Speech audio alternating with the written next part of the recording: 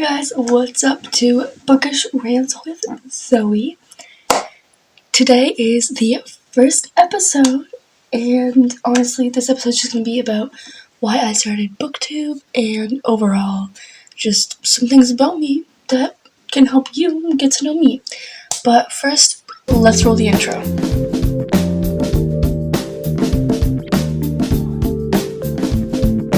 Okay, so that's the intro. I haven't made it yet, so I don't know what it is yet, but future Zoe knows. And also, I just want to say that the name of this podcast type thing can change. It can change. Just Bookish Rants with Zoe is the thing that I've come up with so far, but we'll see where this takes us. But yeah, so this is going to be like any normal video, except we're going to discuss a specific topic each time.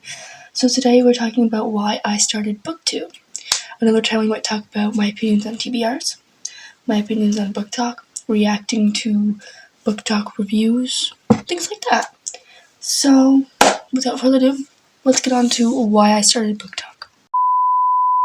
Why I started Booktube. The thing about my podcasts, well, we will always have a drink. We have water today. This is your daily reminder to hydrate, because I had such a bad headache because I wasn't drinking enough water. And now my headache's gone. So, just your little daily reminder. This is also going to be less formal. So, this is going to be pretty informal. I have some, keynotes, but let's just yap and see where this takes us. Okay, so why I started Booktube. So, when I was younger, I had a YouTube channel. I've had multiple. I got bullied, pretty badly for having YouTube and making videos especially. I had multiple channels. They weren't book related, but I definitely had book videos, but it was mainly lifestyle content, and I had people who would just scream out that I make videos, see people that bully me or play my videos super loud, just the stereotypical bullying of doing YouTube. So I stopped for 3 to 4 years. And then I came on this channel, and there's videos all the way back from 3 years on here, but I stopped in 2021. Now it's 2024, and I'm back. I don't know if I have any of those videos up still, because they were mainly lifestyle content videos. And I have a bunch of lifestyle content videos privately on this channel because I would prefer to make book content. I don't really want to overshare everything about my life. But that's where we're at. So ultimately it was just I stopped. And initially, the reason I started was because I wanted a sense of community and people I could talk to. Yes, it's so cool that you can one day make money off this. It's so cool that you can build a community of people who enjoy the same thing as you. You guys enjoy reading. I get to share my passion and love for reading, and you guys can comment, reply. It's like a community, because I don't really have any friends who like to read. I have Sunshine Vlogs. This is her channel logo. Go check her out. But she'll also be linked in the bio. But I got her into reading. I don't really have any bookish friends who love reading and stuff. So I want to build a sense of community with you guys so I don't feel as alone and I have people to talk to about my books. So honestly, that's why I changed it to be a Booktube account. And initially why I started, it was always a thing I wanted to do when I was younger. Especially during quarantine, I wanted to pick it back up. I did, but then I stopped, obviously. But just do it. I've decided I'm going to do it, and I don't care what people think, and that's now my mindset. Okay, so I just want to talk about some of my favorite booktubers. So first up, we have Haley Pham. She's not my favorite. She's one of my least favorites, but only only because I saw her videos from a while ago, and I just genuinely don't connect with her videos as much. I don't know if it has something to do with age or what, but I genuinely don't, and that's okay. I still watch her content. I still love her content, just not as much as I love some other bookish content creators. Next up is Sarah. I love Sarah's videos. I also love Destiny's videos, and Lisa. I'm not sure how you pronounce it. I also love, I don't remember the name. This girl, Katie, I can't remember. But I love her videos. And there's a few others, but like they're not like my all-time favorites.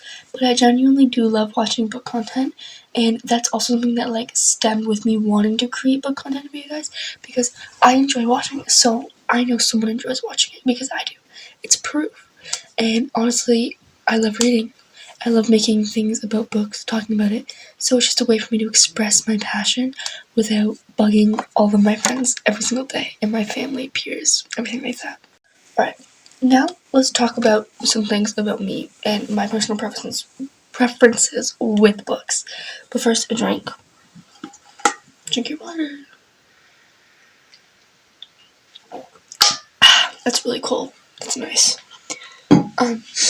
First up, let's talk about my top 3 favorite books, because duh. Okay, back to it. My boyfriend called me. My top 3 favorite books. So first up, let's get them all off my shelf. Except I don't have one on my shelf.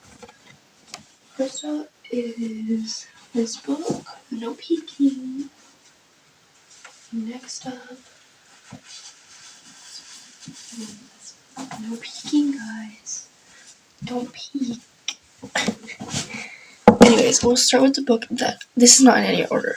We'll start with the book that I don't have a physical copy of because my friend is borrowing, and it is The 7-Year Slip by Ashley Boston. That's the first Ashley Boston book I've ever read. I love her. I have The Dead Romantics. I have a novel love story. I haven't read either of those. But I definitely plan to read them, and I love her writing. She's one of my favorite authors of all time. Next up is Archer's Voice by Mia Sheridan. I love this book. I read this book in 3 days. I got this off of like Book Outlet, and then this book is like over 300 pages, and I read this in like 3 days. That's a lot for me. That's really fast, considering I've been reading Better Than the Movies by Lynn Painter for the last like 3 weeks, and I'm only on page 165. But when I enjoy a book and I make time for it, like, that's my biggest problem. I haven't had any time to read, or like I haven't given myself time. But Archer's Voice by Mia Sheridan, I love this book. I love that it was sad, but also had romance in it, and it wasn't just one of those like stereotypical romances you read, like that has the same plot line as every other romance. It was different, and I loved it. I definitely recommend this book. And finally, Divergent, which is the book that got me into reading. So everyone says like The Hunger Games, Divergent, like between them. Personally, I like both. I was read aloud The Hunger Games in my 7th grade class, but I read this, and this was the first book that got me into reading. So I was 200 pages in, approximately. Whoa, I just flipped exactly to 200. So I was like this far in, and then I left it for like a year, and I came back to it, and I read the last like 300 pages-ish. Yeah, in like 3 days. And I was 10 or 12. I think 12. No. 12 or 13, yeah. When I read this. And I have the other books. I haven't got to them. But I love how like the font, there's like not a lot of font on the pages, so it doesn't strain my eyes. But like it's still a big book, so like it takes time.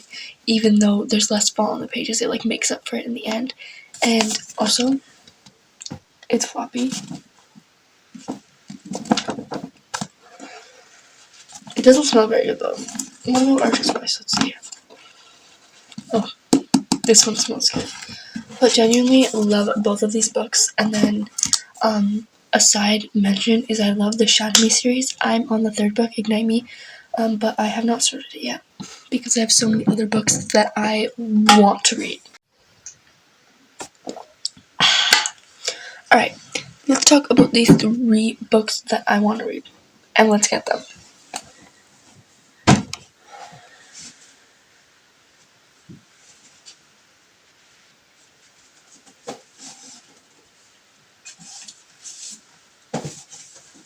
I'm peeking. Oh wait, there's another one. No peeking.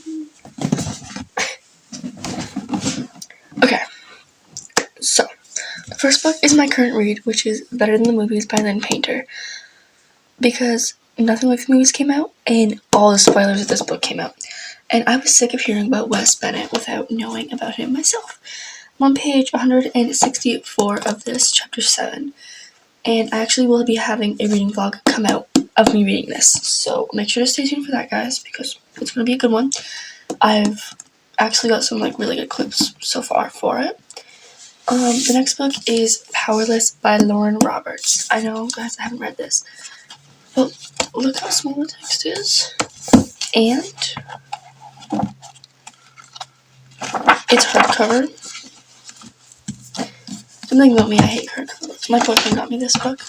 So, I really appreciate that I got the book, but I hate hardcovers. But I know the paperback probably would have been, a smaller rating. But this is what it looks without the dust cover on, and I love it. I'm obsessed. I just love how, it's so simple and delicate. It's so cute. I also love how it has the, little, it looks like embroidered, it'd be embroidery on, a clothing, but it's not. So it's just, cute little decals around, the chapters. I genuinely love that. And finally, I have a holiday book, which is A Mistletoe Season by Sheila Roberts, Kathleen Fuller, and Pepper Basham. And it's, all three of them. So Sheila Roberts writes one of the girls, Kathleen Fuller writes another girl, and Pepper Basham writes the prince. So, I think it's a love triangle, but I'm not sure. Super excited to read this. It's only, it's just shy of 300 pages, so it's going to be a good, easy read, and I'm probably going to make a reading vlog on this, of, reading holiday, books. Oh, so stay tuned for that. The final thing I want to talk about is my favorite genres of books. I mean, I feel like it's really obvious from what I want to read and, the books that I have with me right now, but obviously, I like romance. Romance is my top favorite. And the 7-Year Slip, obviously. And it's pretty evident, honestly. I love romance. I think they're super easy to read and quick. But my second favorite is dystopian, and this is a dystopian book. They might be tied, because I love to read a dystopian, then a romance, dystopian, then a romance. And my third favorite is fantasy, but my biggest problem is I struggle with the world building. That's my biggest struggle when it comes to reading fantasy, but it's most people's struggles, so I don't feel too lonely in that. But I genuinely love fantasy books, and it just it brings so much you have to have so much of an imagination, and you can visualize it and imagine it, and it's it brings you back to when you were a kid. So I love that.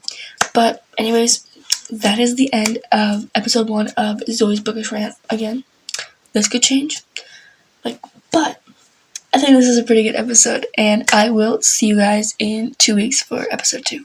Bye!